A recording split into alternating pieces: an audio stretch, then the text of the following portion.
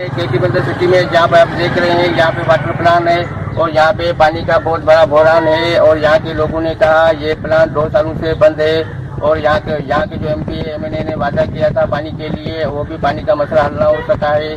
और यहाँ के लोग जो हैं टैंकर लेते हैं, वो भी पानी के पीने के काबिल नहीं है। और यहाँ पे पानी पीने के लिए बहुत बड़ा बहरान है। केटी बंदर का रहवासी हूँ और आप जो देख रहे हैं ये पानी के ड्रम, ये 50 रुपए का एक ड्रम मिलता है। हमारे यहाँ पानी की बहुत बड़ी मुसीबत है। पानी हम शुरू से हमें पानी नहीं मिल रहा।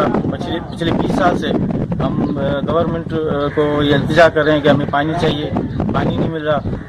पानी का एक टैंकर हमें 3000 रुपये का मिलता है, जो महीने में 3 से 4 मरतबा फी घर मतलब इस्तेमाल करता है। और पीने के लिए हम ये अलग से पानी लेते हैं, क्योंकि वो टैंकर जो पानी आता है वो पीने के लायक तो नहीं होता।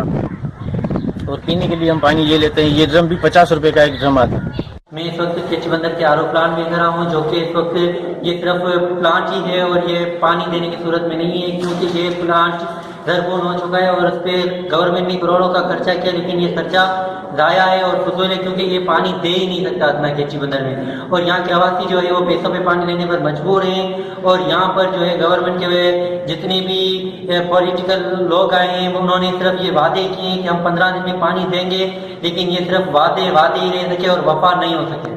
हैं आरओ प्लांट केटी बंदर में, जो यहाँ पे आप देख रहे हैं ये मशीनगिरी है, ये 2 सालों से खराब हो गई है। यहाँ पे पानी एक कतरा भी नहीं मिल रहा है और यहाँ के लोग जो है पानी के लिए तरस रहे हैं। कैमरा टीम के साथ मलक मजदूर, राज न्यूज, घोड़ाबाड़ी।